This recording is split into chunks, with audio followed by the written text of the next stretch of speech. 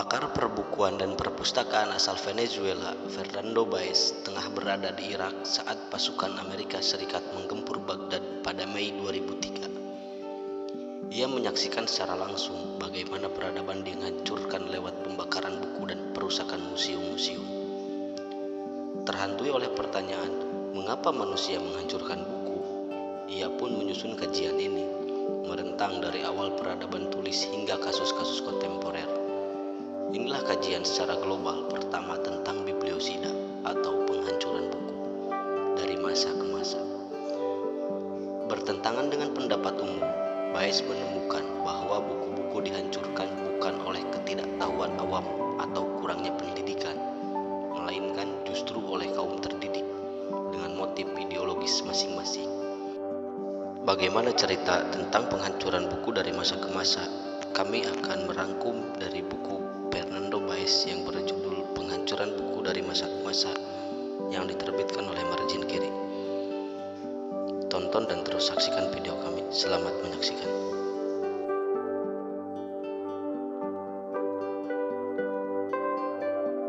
Bagian pertama, penghancuran buku di dunia kuno. Mengapa orang menghancurkan buku? Jawabannya demikian menurut Baez. Untuk menghabisi memori penyimpanan, artinya warisan gagasan dari suatu kebudayaan secara keseluruhan.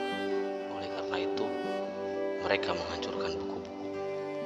Buku sebagai media penyimpan gagasan dari seorang penulis ataupun seorang ilmuwan, yang mana pertama kalinya itu ditemukan di wilayah Sumeria, sekarang Irak Selatan, di antara aliran sungai Efrat dan Tigris sekitar 5.300 tahun yang lalu. Buku dalam konteks itu masih berbentuk tanah liat yang dikeringkan yang disebut dengan tablet. Penghancuran buku pada waktu itu terjadi pada tahun 4000-an sebelum Masehi, yang dibuktikan dengan temuan arkeologis berupa banyaknya tablet yang ditemukan pecah atau hancur sama sekali.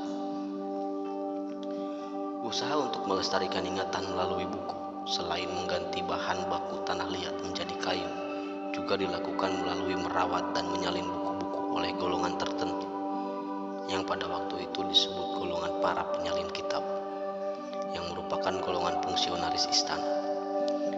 Perawatan serta penyalinan buku ini pada akhirnya menciptakan perpustakaan pertama kali dalam sejarah umat manusia, yaitu pada tahun 3300 sebelum Masehi, di masa Raja Uruk III dari Sumeria. Buku ini sendiri terdiri dari buku tentang flora, fauna, mineral, puisi, pepatah, hingga mantra sihir. Pendirian perpustakaan pertama ini kemudian diikuti oleh pendirian perpustakaan-perpustakaan di tempat lain, seperti perpustakaan Lila Salk, Isin, Ur, dan Nifur. Ketika Sumeria runtuh dan digantikan dengan Babilonia, sekarang disebut dengan Baghdad, sang penguasa baru, Hammurabi, kemudian mengambil alih koleksi-koleksi perpustakaan dan dikumpulkan dalam perpustakaan besar di dalam istananya. Perpustakaan ini terkenal dengan nama Perpustakaan Babilonia.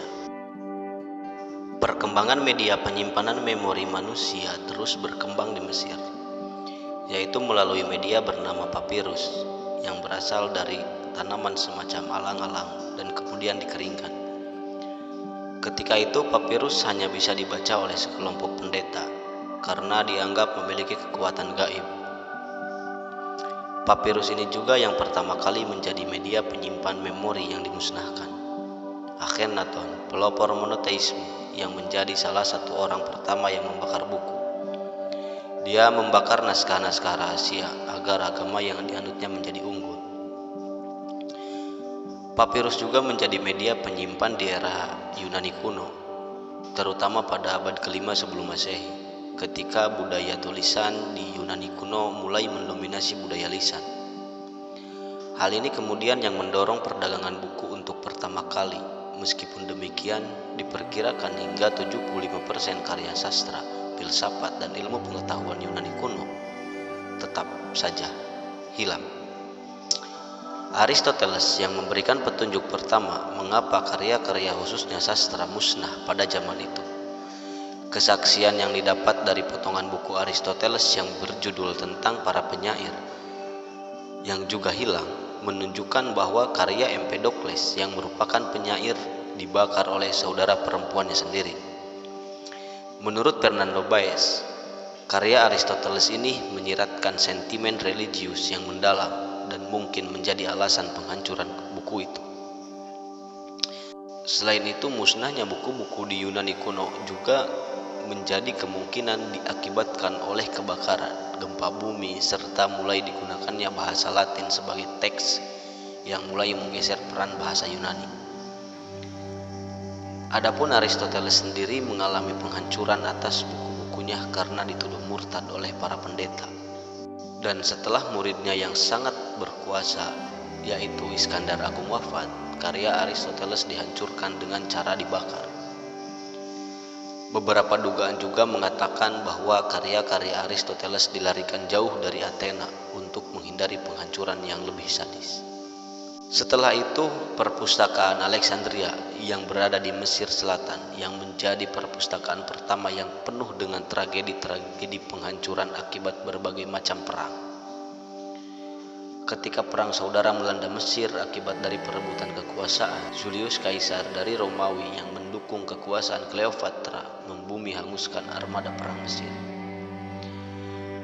Pembumi hangusan inilah yang diindikasikan menghancurkan 40.000 buku yang disimpan dalam gudang pelabuhan. Perpustakaan Alexandria sendiri akhirnya hancur pada tahun 389 Masehi akibat perang. Tetapi meskipun demikian, siapa dalang yang ada di belakang penghancuran perpustakaan Alexandria masih menjadi misteri sampai sekarang. Apakah orang Romawi, apakah orang Kristen, atau orang Islam? Tidak ada yang tahu. Selain itu juga ada kemungkinan bahwa hancurnya perpustakaan Alexandria diakibatkan dari bencana alam atau penelantaran karena konflik militer dan politik yang tak kunjung reda. Selain di Sumeria, Yunani, dan Mesir, penghancuran buku besar-besaran juga terjadi di Cina. Buku-buku yang dianggap mengkritik kaisar dan proses penyatuan Cina pada abad ketiga sebelum Masehi di bawah Zhao Xing, pendiri dinasti Qin, dihancurkan. Selain itu, Zhao Xing atau yang juga kita kenal sebagai Shi Huangdi menyetujui pembakaran semua buku kecuali yang berkaitan dengan pertanian, kedokteran, dan ilmu nuzum. Peristiwa ini terjadi pada 213 sebelum Masehi, berbarengan dengan tahun di mana Alexandria justru sedang terjadi usaha pengumpulan semua buku yang ada. Selain karena alasan politik, penghancuran buku juga terjadi dengan alasan agama, yaitu saat terjadi penghancuran terhadap teks-teks Buddhisme karena dianggap tidak sesuai dengan ajaran Konghucu. Jika di Cina kuno ada Zhao Xing, si raja penghancur buku, di Romawi kuno kita menemukan nama Kaisar Augustus yang memiliki tabiat yang serupa. Kaisar Augustus memutuskan untuk memusnahkan ribuan karya dengan alasan politik dan stabilitas negara.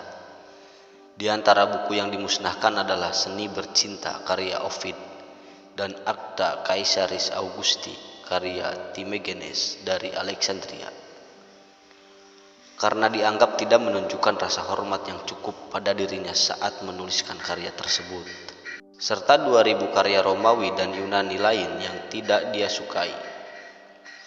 Bangsa barbar akhirnya menghancurkan Imperium Romawi Barat pada tahun 410 Masehi.